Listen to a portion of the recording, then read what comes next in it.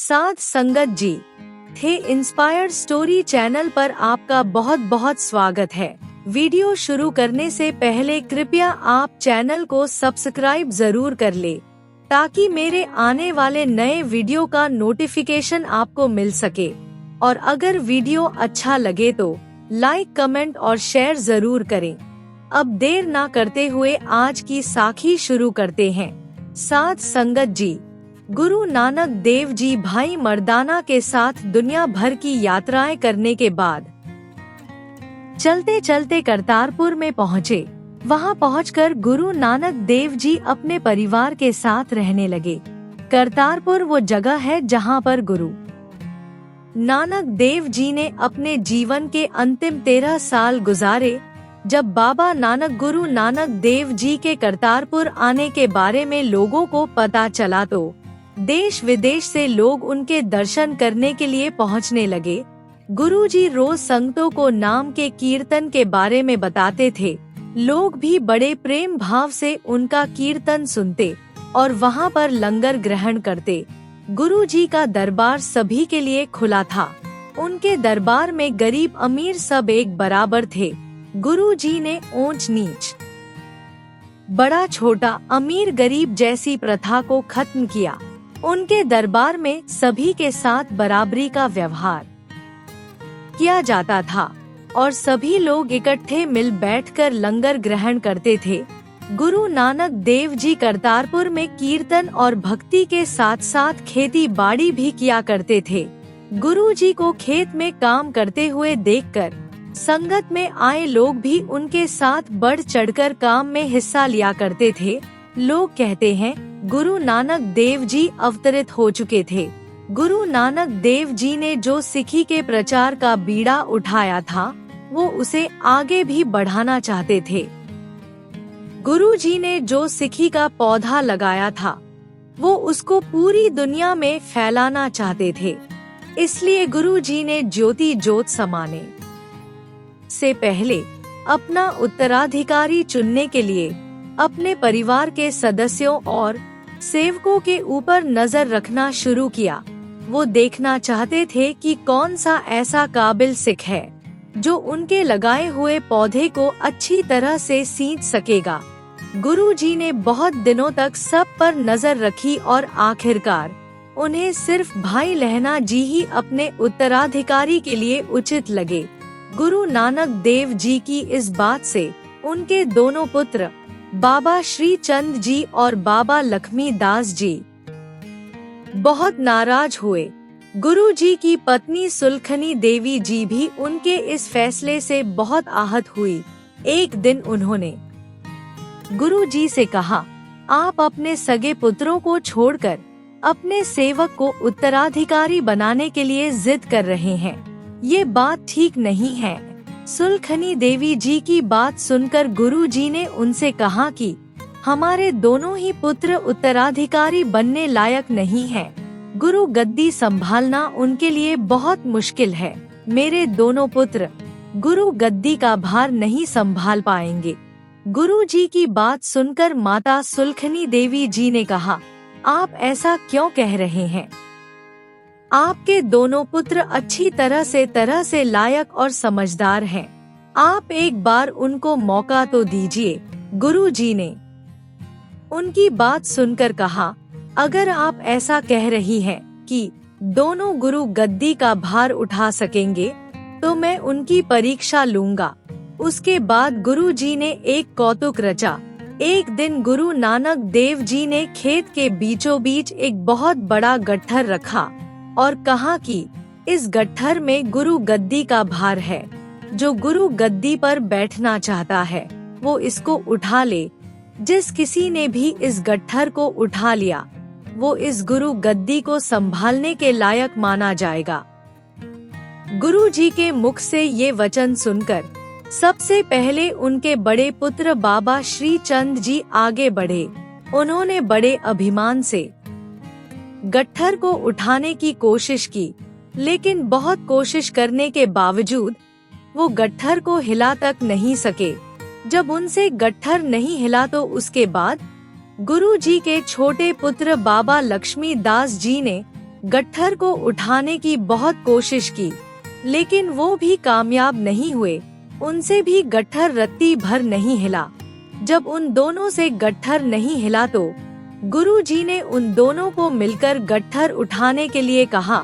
गुरुजी की ये बात सुनकर दोनों बहुत खुश हुए और मिलकर दोनों गट्ठर उठाने की कोशिश करने लगे, लेकिन इस बार भी वो अपनी कोशिश में कामयाब नहीं हुए। वो गट्ठर अपनी जगह से बिल्कुल भी नहीं हिला। दोस्तों, लोग कहते हैं कि तब गुरु नानक देव जी ने अपने सेवक बाबा बुढ़ा जी को गट्ठर उठाने के लिए कहा। बाबा बुढ़ा जी ने गट्ठर को उठाने की कोशिश की। गुरु जी की कृपा से बाबा बुढ़ा जी ने गट्ठर का एक हिस्सा उठा लिया, पर वो भी गट्ठर को पूरा नहीं उठा सके। इसके बाद वहाँ पर जितने भी सिख खड़े हुए थे, सब ने गट्ठर उठाने की कोशिश की, लेकिन सभी असफल हो गए। दोस्तों, जिस तरह राजा जनक के दरबार में सीता स्वयंवर के समय शिव जी का धनुष उठाने में सभी पराक्रमी और वीर राजा शर्मिंदा हुए थे और श्री राम जी के अलावा किसी से भी शिव जी का धनुष नहीं उठाया गया, वैसा ही आज गुरु नानक देव जी के द्वारा रखे हुए गट्ठर के साथ हुआ। गुरु गद्दी के ऊपर दावा करने वाले सभी सिख शर्मिंदा हो गए और चुपचाप एक तरफ खड़े हो गए। तब गुरु नानक देव जी के कहने के अनुसार भाई लहना जी को बुलाया गया। भाई लहना जी आए और उन्होंने गट्ठर को एक ही पल में उठा लिया। उन्होंने गट्ठर को ऐसे उठाया जैसे कोई कपड़े को उठाता है। उन्होंने गट्ठर को उठाया और अपने सर पर रख लिया। जब सभी सिखों ने ये चमत्कार देखा तो वो अचंभित हो गए और सभी को अपने प्रश्न का उत्तर मिल गया। फिर उसके बाद गुरुजी ने संतों के साथ बैठकर कीर्तन किया और फिर दरबार में ही भाई लहना जी को अपना उत्तराधिकारी घोषित कर दिया। बाबा बुढ़ा जी, जिन्होंने गट्ठर का एक हिस्सा उठाया था, उनसे गुरुजी ने वचन किया कि भाई बुढ़ा जी, आपने दूसरी गद्दी से लेकर छठी गद्दी तक तिलक लगाने की सेवा निभानी है और अब से बाबा बुढ़ा जी गुरु घर के सेवक ही नहीं होंगे बल्कि गुरु घर के मुखिया भी होंगे। उसके बाद गुरु नानक देव जी ने बाबा बुढ़ा सिंह जी को वरदान देते हुए ये भी कहा कि बाबा बुढ़ा जी या उनके परिवार की मर्जी से ही भविष्य में कोई पूरा गुरु कहलाया जाएगा। दोस्तों, कहा जाता है कि इसके बाद गुरु नानक देव जी ने बाबा बुढ़ा जी से एक नारियल मंगवाया और संतों के सामने गुरु जी ने 5 पैसे और नारियल भाई लहना जी के सामने रख दिया। फिर गुरुजी जी ने भाई लहना जी को गले से लगाकर वचन किया कि आज से भाई लहना जी मेरे अंग हुए और अब ये भाई लहना जी से गुरु अंगद जी हो गए हैं। आज से मेरी जोत गुरु अंगद जी देव जी के अंदर विराजमान हो गई है। और दूसरी तरफ गुरु नानक देव जी के पुत्र गुरु गद्दी न मिलने से बहुत नाराज थे। वो गुरु अंगद देव जी के खिलाफ बातें करने लगे और इसके साथ गुरु अंगद देव जी को करतारपुर से बाहर निकालने की साजिश करने लगे। ये बात जब गुरु नानक देव जी को पता चली तो उन्होंने अपने दोनों पुत्रों को बुलाया और बड़े ही सहज भाव से उन्हें समझाते हुए कहा, बेटा तुम गद्दी का इरादा छोड़ दो। गुरु गद्दी कोई मेरी व्यक्तिगत संपत्ति नहीं है। तुम दोनों का हक मेरी व्यक्तिगत संपत्ति पर जरूर हो सकता है, पर गुरु गद्दी केवल सेवा करने वाले सिख को ही मिलती है और ये सब कुछ करतार की मर्जी से होता है। फिर गुरु जी ने अपने पुत्रों को कहा, तुम लोगों को गुरु गद्दी तो नहीं मिल सकती, लेकिन तुम्हारे पास रिद्धि सिद्धि हमेशा रहेगी। पर गुरु नानक देव जी के इतना समझाने के बाद भी दोनों पुत्रों पर इसका असर बिल्कुल भी नहीं हुआ। बाबा श्री चंद जी गुस्से होकर गुरु अंगद देव जी को गलत बोलकर अपने सर पर विभूति डालकर जंगल में जाकर पेड़ के नीचे बैठ गए। ये सब देखकर तब गुरु नानक देव जी ने गुरु अंगद देव जी को आदेश दिया कि वो अपने परिवार के साथ करतारपुर को छोड़कर अपने शहर खंडूर साहब चले जाएं और उनके सेवक निहाल चंद के घर निवास करें तथा वहां रहकर सिखी का प्रचार करें और लोगों को नाम जपाकर उनका उद्धार करें। गुरु जी की बात सुनकर गुरु अंगद देव जी ने कहा, गुरुजी मैं आपके बिना नहीं रह सकता। तब गुरु नानक देव जी ने कहा, तुम परेशान मत हो, हम जल्दी ही तुम्हारे पास खंडूर साहब आएंगे। दोस्तों कहते हैं कि तब गुरु अंगद देव जी गुरु जी का हुक्म मानकर खंडूर साहिब में उस सेवक के घर में जाकर रहने लगे।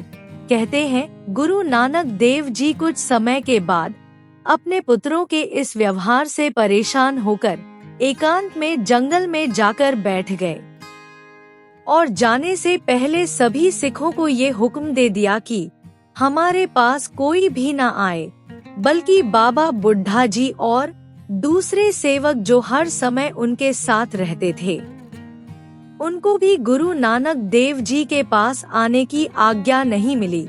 गुरु जी के पास सिर्फ एक सेवक था जिसका नाम था बाबा कमलिया जी, जो जंगल में गुरु नानक देव जी के साथ रहता था। कुछ समय वहां पर गुजारने के बाद गुरु नानक देव जी गांव पाखोची में चले गए, जहां पर उनका एक सिख भाई सिद्धरण रहता था। गुरु जी जाकर उसी के घर में रहने लगे। कहते हैं जब गुरु जी वहां पहुँचे तो एक अजीब घटना हुई। एक दिन गुरु नानक देव जी सुबह के समय पीपल के पेड़ के नीचे बैठे हुए थे। तब गुरु नानक देव जी ने अपने आसपास कुछ भूखे पशु घूमते हुए देखे। तब गुरु जी ने अपने सेवक भाई कमलिया जी को अपने खेतों से कुछ चारा लाने के लिए भेज दिया। जब कमलिया खेतों में पहुंचा तो उसने वहां पर 3 साधुओं को देखा जिनके चेहरे पर अलौकिक तेज था। वो तेज इतना था कि भाई कमलिया जी उन्हें ढंग से देख भी नहीं सके। कमलिया ये समझ गया कि ये कोई साधारण साधु नहीं है, बल्कि ये कोई परमात्मा का रूप है, क्योंकि किसी मनुष्य के चेहरे पर इतना तेज नहीं हो सकता। दोस्तों इतिहास में दर्ज है कि उस समय उन साधुओं के वेश में ब्रह्मा विष्णु और इंद्र देवता धरती पर प्रकट हुए थे। वह यहाँ पर किसी खास मकसद से आए थे। उन साधुओं ने जब गुरु नानक देव जी के सेवक भाई कमलिया को खेतों में देखा तो उसका नाम लेकर उसे बुलाया। कमलिया ने जब अपना नाम उनके मुख से सुना तो बहुत हैरान हुआ, लेकिन फिर अपने आप को संभालते हुए उनके पास पहुंचा। तब उन साधुओं ने भाई कमलिया को कागज की एक पुड़िया देते हुए कहा, ये पुड़िया तुम गुरु नानक देव जी को देकर आओ। पुड़िया को देखने के बाद गुरु नानक देव जी जो कुछ भी कहेंगे वो तुम वापस आकर हमें बता देना। हमें देर हो रही है, इसलिए अब जल्दी से जाओ और जो कुछ भी गुरु नानक देव जी कहे वो जल्दी से आकर हमें बताओ। भाई कमलिया ने उनके हाथ से पुड़िया ली और जैसे ही गुरु जी को देने के लिए जाने लगा तो उसे याद आया कि गुरु जी ने उसे पशुओं का चारा लाने के लिए कहा है। इसलिए उसने साधुओं से कहा कि मैंने गुरु जी के हुक्म के अनुसार जानवरों के लिए चारा लेकर जाना है, इसलिए पहले आप मुझे चारा इकट्ठा करने के लिए समय दें, फिर उसके बाद मैं आपकी दी हुई पुड़िया उनको दे आऊंगा। भाई कमलिया की बात सुनकर इंद्र देवता ने थोड़ी सी घास को अपने हाथ में लिया और उसे बड़े से चारे के गट्ठर में बदल दिया और फिर उस गट्ठर को उठाकर भाई कमलिया के सर पर रख दिया। ये हैरान करने वाली घटना देखकर भाई कमलिया दंग रह गया और मन ही मन सोचने लगा कि आखिर ये तीनों महापुरुष है कौन। कहते हैं जब भाई कमलिया चारा लेकर कुछ समय के बाद गुरु नानक देव जी के पास पहुंचा। गुरु जी ने जब भाई कमलिया को देखा तो उससे पूछा कि भाई क्या बात है, आज तुम इतनी जल्दी चारा ले आए। कहीं तुम किसी और के खेत से तो चारा नहीं उठा लाए, कहीं चोरी तो नहीं की, और अगर तुमने कोई ऐसा काम किया है तो ये चारा जहाँ से उठा कर लाए हो वहीं जाकर वापस रख दो। गुरुजी की बात सुनकर भाई कमलिया ने कहा, गुरुजी ये चारा चोरी का नहीं है, ये चारा तो मुझे आपके खेत में मौजूद 3 साधुओं ने दिया है। फिर भाई कमलिया ने गुरुजी को सारी बात बताई कि कैसे उसे वहाँ पर 3 साधु मिले और कैसे उनमें से एक साधु ने घास का टुकड़ा उठाकर उसे गट्ठर में बदल दिया। फिर भाई कमलिया ने कहा, गुरुजी मुझे वो तीनों साधु बहुत पहुँचे हुए लगते हैं। उनके चेहरे पर इतना अलौकिक तेज है कि मुझसे देखा ही नहीं गया। उन्होंने मुझे कागज की पुड़िया देते हुए कहा कि इस पुड़िया को तुम अपने गुरुजी को दे देना और बदले में जो भी वचन गुरु नानक देव जी कहे वो आकर हमें बता देना। गुरुजी भाई कमलिया की बात सुनकर सब समझ गए, क्योंकि पूरा गुरु अंतर्यामी होता है, वो सब कुछ पहले से ही जानता होता है। फिर गुरुजी ने भाई कमलिया के हाथ से पुड़िया ली और उसको खोला तो उस पुड़िया में विभूति थी जो शिवजी ने गुरु नानक देव जी के लिए भेजी थी।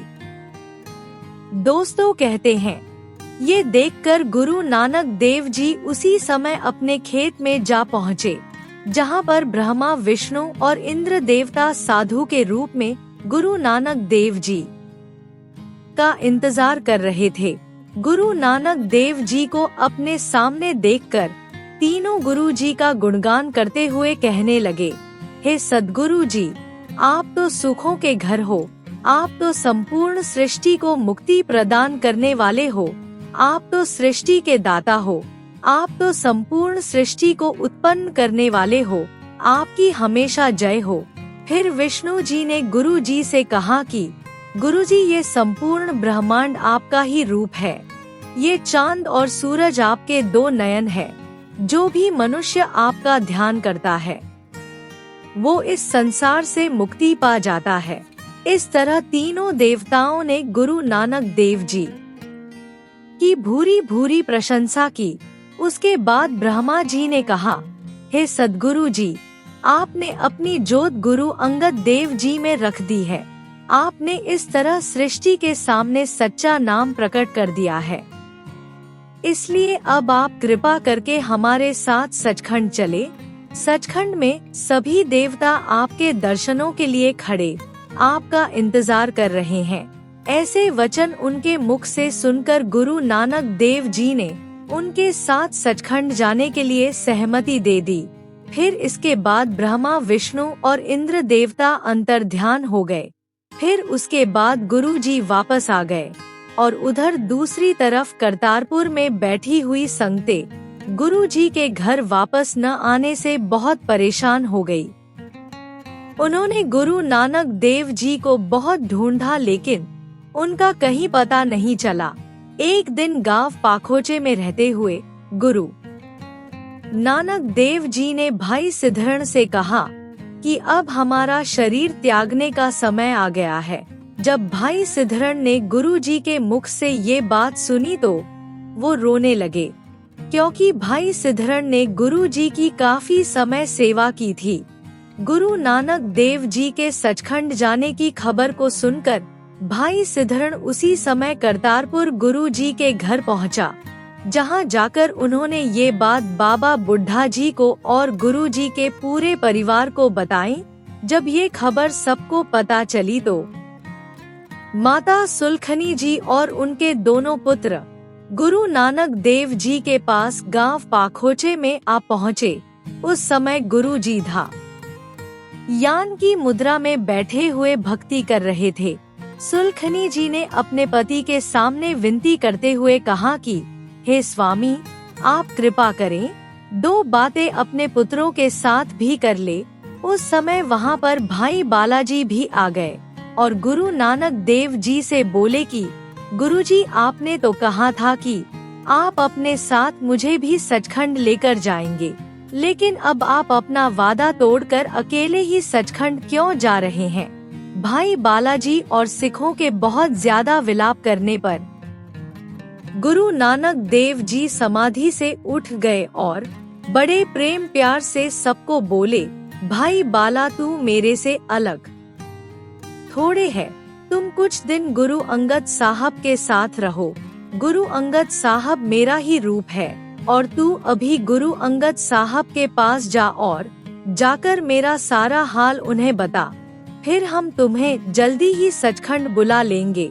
साथ संगत जी, मैं आपको बता दूं कि गुरु जी ने भाई बालाजी को इसलिए गुरु अंगद साहब के पास भेजा था ताकि वो गुरु अंगद साहब के साथ रहते हुए उनकी सारी जन्म साखी गुरु अंगद साहब को सुना सकें, क्योंकि भाई बालाजी उम्र भर गुरुजी के साथ रहे, यानी बचपन से लेकर आज तक गुरु नानक देव जी के साथ रहे थे।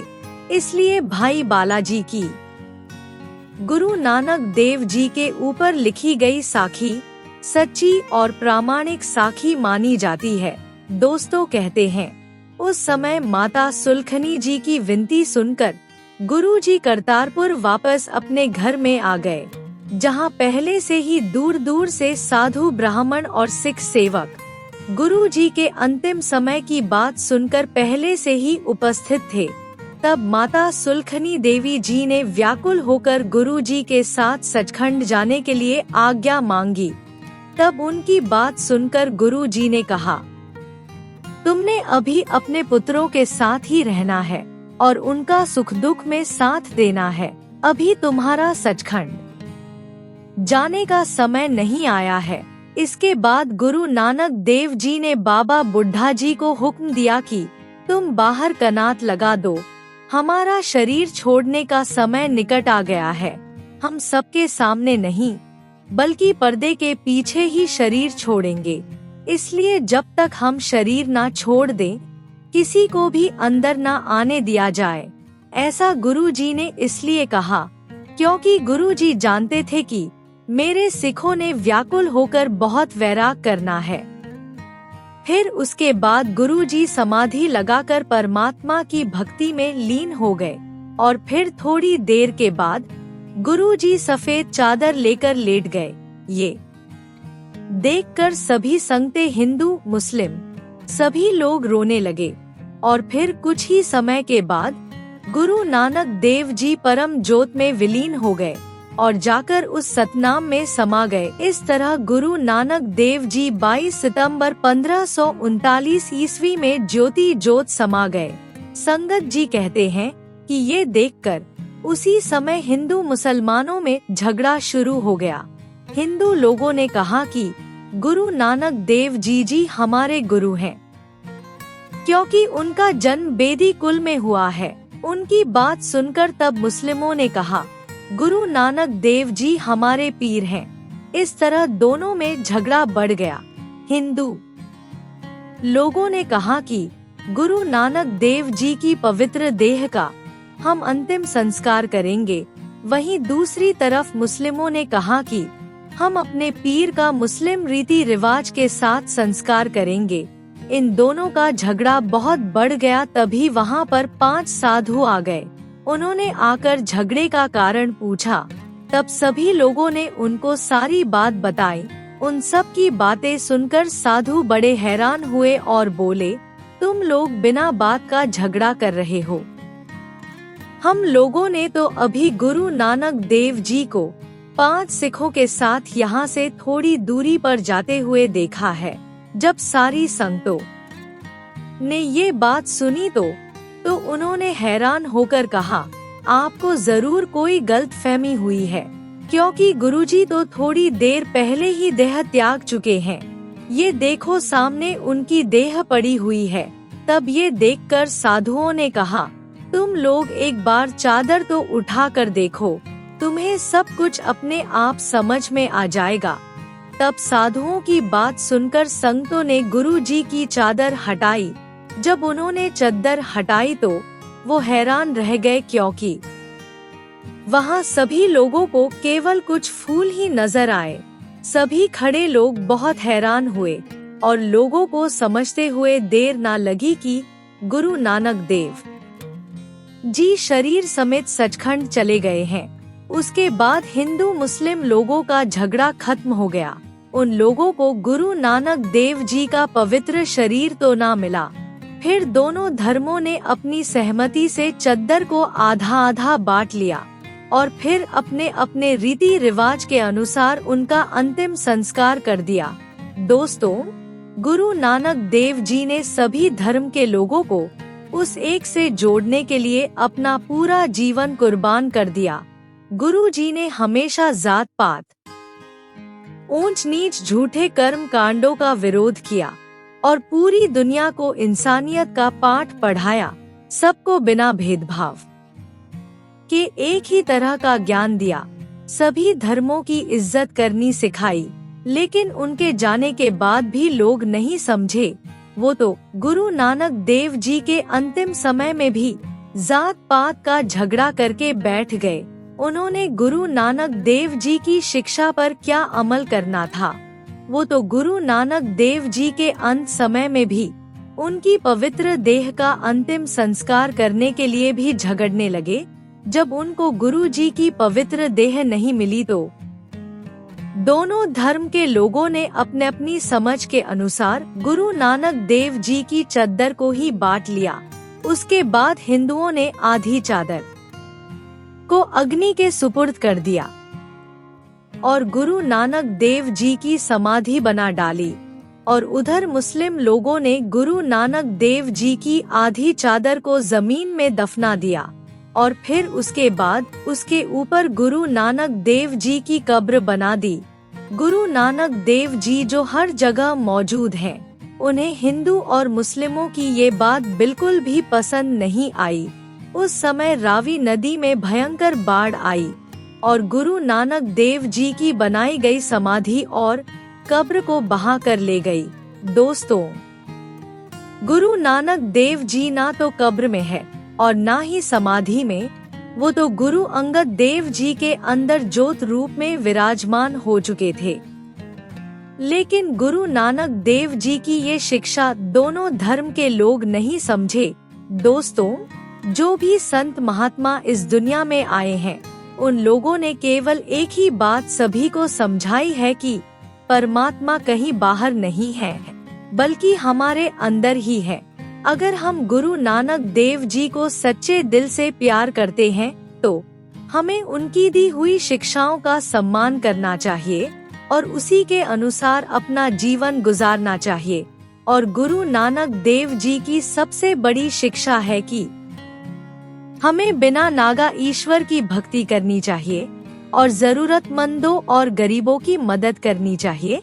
अगर हम गुरु नानक देव जी की कुछ शिक्षाओं पर ही अमल कर लेंगे तो हम इस भवसागर को पार कर लेंगे। दोस्तों, संत महात्मा कभी एक धर्म के नहीं होते, वो तो हम लोगों की छोटी सोच होती है। संत महात्मा दुनिया में सभी धर्म के लोगों को पार लगाने के लिए आते हैं। गुरु नानक देव जी भी हमेशा यही कहते थे कि नानक के घर केवल नाम, उसके दरबार में कोई भी धर्म जाति नहीं चलती, वहाँ सिर्फ कर्म ही साथ देते हैं।